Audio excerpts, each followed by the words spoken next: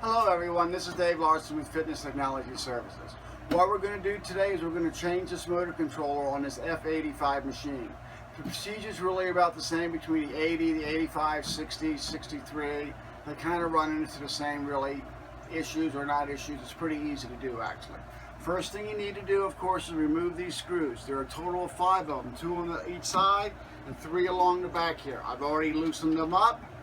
So we don't really need to do that, and I don't need to take your time up for that. As you can see, I don't take them all the way out, I just leave them backed up a little bit, all right? So this is where the controller is. So if your treadmill doesn't run and you've already ordered a controller, this is where it's gonna be, all right? So this is really easy to do also. The first thing you really should do is check your connections. Some of your connections are highly glued in. Some of these aren't, but like this one, and this one down here for the incline and for the information sensor are highly glued. So cut all the glue out. I've already pre-done that with this razor right here. I just chunk this out right here, chunk this out right here, because if not, you may pull out the port inside. Not as important on the old one, but you still should do that, all right? So all these connections here, you really don't need to worry about. They only have one port that they fit in. These connections are all different. These connections are all different. So that's a pretty safe bet. The motor you want to pay attention to which one is positive and which one is negative. So that doesn't really matter too much because the motor would just run backwards. But that's the safest thing to do. Oh, one other thing I should say before attempting this, make sure your power is off. Always have your power off before you start working on a piece of equipment like this, because this is direct 110 AC. So just for safety's sake, make sure everything's off. I, matter of fact, have mine unplugged, so I don't really have to worry about that, all right? So over here is your incline wire. Let's see, let's take the screw out right here. I've already moved the other one, to be honest with you. There's normally one here, and there's normally one right there. All right? So, I have everything that I know for sure can only go in one way. Then I just want to make sure that I use the negative and positive for my motor correctly. If not, the motor will just spin backwards. It won't really hurt anything. This right here is your incline motor. On your incline, red is always up, common of course is always white, and black is always down. This is probably the same for ellipticals. This is pretty universal on this set of color codes right here. So I don't usually worry too much about them. I'm going to pop them off. Now, if these are difficult to get off, sometimes it's better to get them off with a pair of needle nose. You can pull them right off like this. And if it's more difficult to get off than that, sometimes you can take a little screwdriver and just push them back. Push them back. All right, I'm not pushing these off because these are the two that I want you to pay attention to.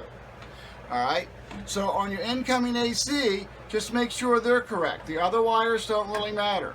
So doesn't really necessarily wire it. Black is negative, black is positive, black could be anything. So don't really assume that. It's not according to our normal code on that.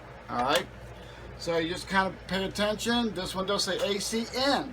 All right, so the white one's on top, black one's on bottom. All right, so now we're going to reattach this thing. Black one's on bottom, white one's on top. All right, you see that there? So now we're going to go over to the incline wires right here. So red is always up, black is always down, common is common, which is white. Okay? Move these out of our way for 1 second. So the next most important thing, so we don't have to look at it, is the motor wires, positive, negative. So we're going to go over to our motor wires here. We're going to do positive, negative. And see, they use red and white for that. So you can't really trust that. You got to take an extra second or two and really take a look for that, all right? All right, next thing we're going to do is we're going to hook our transformer. This has 3 wires going here. This what makes your console work. These are only one size. So that's why I just randomly pull them things off.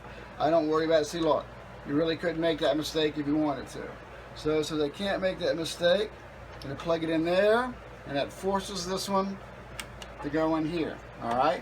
So the next thing is our encoder wire for our incline. That's going to go right here. Can kind of only fit in one way. Same thing with the main wire harness. I'm going to plug that bad boy in right there and make sure everything's seated real well.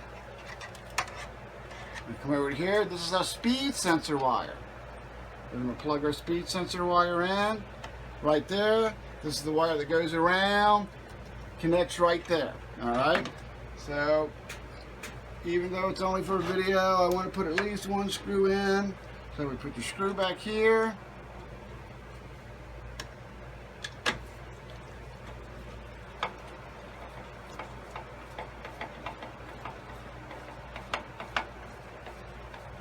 Okay, I'm not bothering to put this one back because I'm probably going to be taking this thing apart again. So we're all connected up here. Wires looks nice and neat. You can run a tie wrap through here. You may have a tie wrap on this on your original controller. They have a tendency to put one right here. You just have to clip that thing right off. I use a pair of these, just a pair of dikes for that. That's really no big deal. All right, so I'm going to go over here like this. Plug that bad boy in. Get up here like this. And press start. So if you need any parts or any advice for your equipment, just give me a call. I work on Soul all the time. It's really no big deal. And speed it up a little because I'm lazy.